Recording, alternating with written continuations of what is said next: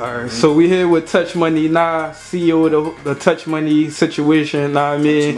Owner of the legendary Music Hut, a lot of classic battles, a lot of classic ciphers went down in the Music Hut. Know what I mean? Everybody was bringing their music out there, the DVDs out there. It was a legendary spot in Philly, know what I mean? So you seen the Young Bob interview when he was talking about the Headshots versus Touch Money Top Class battle, you know what I mean? And you reached out and said you wanted to tell your side of the story. So before we get to that, let's tell the people how the whole Touch Money situation came together. You know, you, Kaboom, NH, you know, the whole gang. Like, how did that whole situation come together? Right. Yeah, well, you know, like we said, we had the Music Hut. We was doing Freestyle Fridays, Cypher Sundays, and Boom and Bees used to come every week winning. Bucky used to win too, Free Bucky. And every week, Boom would win Friday, Bees would win Sunday, and then, you know, back and forth. And the winner get $100. So after a couple weeks, I slid up on him. I said, yo, we might as well put some CDs together and get this money off the music. We might as well find a studio, put our shit out, and get the people what they want. And they was with it. All of them was with it. Boom, Bees, F.A.M.E, Rated, and Kyle. But, you know, of course, everybody know Boom and Bees and H, but H came along a little after that. So we start doing that, and OG came over from Jamaica, and he said, yeah, I'm trying to do this music shit. I said, damn, it's perfect timing and shit. So did you know OG before he came, or how did he even did he just show up on some random stuff, or did you kind of know him before that? See, we got a long history with the Jamaicans. My whole gang got history with the Jamaicans, so we knew the same people.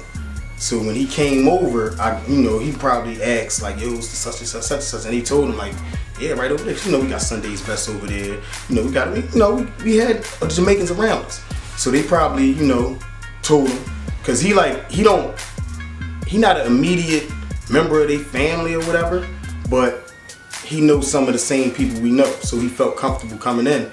And I said, damn, that's perfect time. And I think we started trying to look for a studio to record on a Tuesday. OG came Thursday. So I tell him, damn, that's perfect timing, man. It's perfect. So we end up going down there recording. That's when we recorded Operation Warzone, and we recorded In the Discussion, Bees, John, but that got put on hold because H came around. Once H came around, you know, Bees slowed up because he was doing other shit, and we started focusing on The Hood Raised Me. That's H first CD. And we said we gonna drop them on the same day. So we down there recording or whatever, and we in there. That was our home base, 49th and Baltimore, top class studio. So yeah, so OG came to you to the store. Basically, he's like, I got some equipment, I'm trying to find a spot. Then he end up finding a spot, like, yo, I got some equipment, I got a spot. And you basically, so y'all basically like, all right, y'all gonna move together. So now you got the spot in the studio, I got the artist, so we gonna come down and make something happen. So then y'all recorded Kaboom project and NH project. All right, so move forward. Like, what went on from there?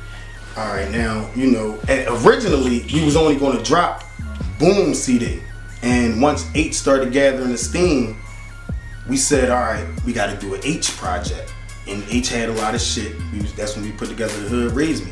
And OG said, let's do one together. But we did all three of them. We did Operation Warzone, Hood Raised Me, NH, John. The Hood Raised Me, and this was a top class project what we did with State of Emergency. State of Emergency was a top class project. That's what OG wanted to do, them together. But we did all three of them. And we ended up dropping that, and we was just going from there. Now, this is where Reed come along. During this whole time when we doing this, Reed come off the Spring Bling, the 106 and Park Spring Bling. Boom come off the 106 and Park Freestyle Friday. This is before it was, this when AJ and Free was there. This is before it was the URL type shit, the UFF. It was, you know, Tom, he battled Son of New York. But he come off of that, you know, and there was a lot of discussion like, damn, he should battle the boy Reed Dollaz, this, that, and the other. And Big Star put me on Reed Dollaz too. I forgot about that. Big Star really put me on Reed Dollaz. And they battled, and we took a couple weeks off. And when we came back to record, Reed was down there. So Kaboom had this back when 106 in Park had AJ and Free, and they was doing the Freestyle Friday battles and stuff like that. And Kaboom had went on there and battled. And then at another time, Reed had went on there and battled. Yeah, if I'm not mistaken, Reed was on there in the springtime. And I know Boom was on the Christmas edition of the 106 in Park Freestyle Friday. And I think Reed was on the Spring Blend. So then, like, it was a lot. They got a lot, I mean, buzz and notoriety from that. And then people was saying like them two should battle each other. Right. So then they ended up battling in the hut. So talk a little bit about that. Oh, that shit was crazy. That shit was crazy. And at the time, you know, Reed was a hard rapper, always talking about what he gonna do, and Boom was a punchline rapper. So it was a bunch of different styles. And you know, when motherfuckers not punchline rappers and they just hard, they always look down on the punchline rappers. And a lot of times it go that way. The hard rapper always, well, back then anyway, the hard rapper would always win. But this John was crazy. It was a dog fight. It was a dog fight. Then Boom started freestyling. Then Reed had the Garnett John. I got my wolves on your head like Garnett. Bang, some shit like that. That was a classic joint. But that built a relationship with us. And when we end up coming back to the studio to record, the relationship was already there. So it was already like a brotherhood. And I don't think OG knew that we had a prior relationship with Reed. So I don't know if he knew. We never really talked about that. So that just made it all more comfortable when we was down there. So that was it. That was the start of, you know what I mean, the start of the movement right there. So basically, at this time y'all had Bees and Kaboom, and then they basically was telling you yo NH about NH, and then y'all they was telling me about that before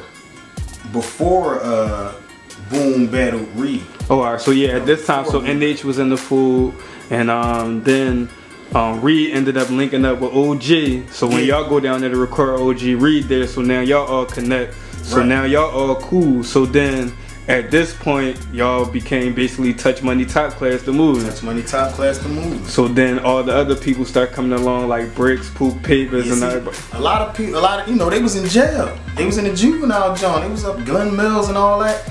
And Raw, Shiz, Wilton Street, CSS the Shop. Him and Rock used to always say, yeah, when my man come home, this, that, and the other. And Brick's older brother is Chick. For if motherfuckers know, I don't know why they wouldn't know. He's a legend from Philly. You know what I mean? His name Chick, K.O.P., King of Pressure. I mean, that's his older brother, so it's already in his blood. So when they was coming around saying, yeah, my man Bricks, this, that, and the other, when he come home, I'm gonna bring him around here to battle H, this, that. Cause that was everybody's go-to line. My man better than H, he'll trash H. That's how Caution came around, that's how Bricks came around. So when he come home, Thursday, Raw came around, he's like, yo, my man be home tomorrow, man. I said, man, bring him around here. He brought him around the next day, and he battled H for like 3 hours. So him and NH battle, as soon as he come home. First day home, he still had the Glen Mills shirt on. And I had that footage. I had a little bullshit ass disposable camera that recorded that shit. Puff, me and Puff from 54th Street. That was Boom and them old head. Like they was around there, you know, they was around there hustling, getting their money or whatever. And he was around there with me. We had this, I wish we would have had a better camera because that footage was crazy. The one and only reason H1, because Bricks quit. He was like, yo, I just came home. I gotta get some pussy, man. He ain't run out. They was going for hours, man. They was going for hours and they was going at it. It wasn't a dry moment, that battle. That was a classic battle. Like that shit was one of H's best battles right there, man. She was one of H's best battles. So he did that and he started coming around. Then KB, he had a DVD called Spaz Out. You look at that joint, you're gonna see a lot of the beginning of a lot of people's careers. So he was coming around, he spit for that DVD. This is before he was officially Touch Money. So he was coming around like, yo, that joint came out yet? So I'm like, no, I should be coming out tomorrow. When he dropped it, I gave it to him. And I'm like, yo, won't you start coming around this joint more often, man? Because you know, I'm doing the music thing. He was like, all right, bet. And you know, he running around in the streets or whatever. But he still kept coming around because he was from right around the corner. And that's how Bricks was coming around. And he never really took the music seriously. He just had that shit. He just had it.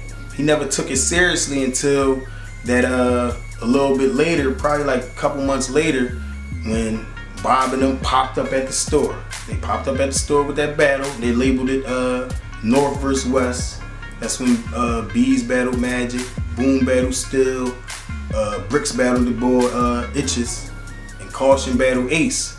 But before we get to that, because I know that's part of how the Touch Money Top Class headshot stuff started. So before we get to that, I know we was talking about before. You said Meek had came up there with trying to battle Reed at some point. So was that before that? Was that before that battle happened? That was before Bricks came home. So okay. Before H and Bricks. Before H and Bricks battle. Yeah. So y'all all was squad. You, NH Boom, and then Reed Top Class. So y'all all was squad. Yeah. And then Meek had slid up there on a random time and was trying to battle Reed at some point. Yeah. Now I don't think Reed said nothing to Meek before that. I don't think he said nothing before that. He might have said something. That might have triggered why he came up here. But to my knowledge, Meek just slid up, was like, yo, I want to battle Reed.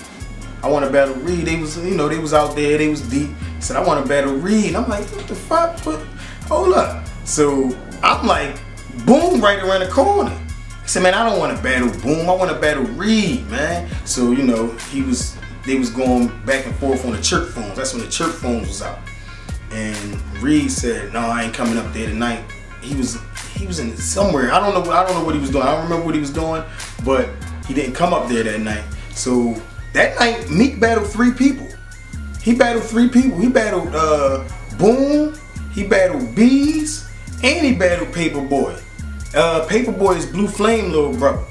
And he battled them first. They're like Bees and Paperboy was like 1-rounders. And then Boom ended up walking in the store and was like, man, I'm gonna battle him then. And he battled him and they went back and forth. That was a crazy joint. They went more than 1 round though. But that was a crazy joint. But his sole purpose of coming to the store that night was to battle Reed. He wanted to catch Reed up there. He wanted Reed to come up there. And so that kind of, do you think that situation kind of had something to do with later on down the line, the whole I think from my knowledge, I think that was directly why Reed just started bombing on him. Like just started just saying his name and everything. I think that was it. Like, damn, coming up looking for me.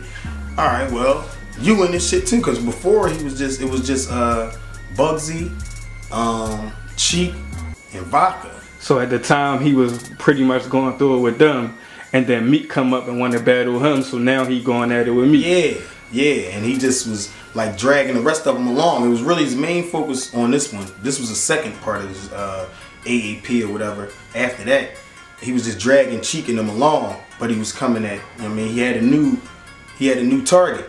He just had a new target, and he was still just coming at his old targets at the same time. So then after that CD came out, when he was going at them, then that's when Headshots had the battle North versus West or North versus South, something like that. Yeah, the first though was the Still and H battle. First was the Still and H battle at the Pyramid. So that was after Reed CD came out. Them two. That was like after Reed CD came out. Yeah. All right, so Still and NH ended up battling. And then Truth. Tall joint. You look in the background, we had that shit. We had that shit in the back of the store the whole time. Alright, so NH won the battle. You know, Bob told the story when NH won the battle, and after that, some little tension between Still and NH because of that, and then that kind of started a little drama between them. Yeah. So go ahead and speak on how the whole situation started on y'all and the classic Touch Money Top Class versus Headshots. After that, you know, that's when he popped up at the store.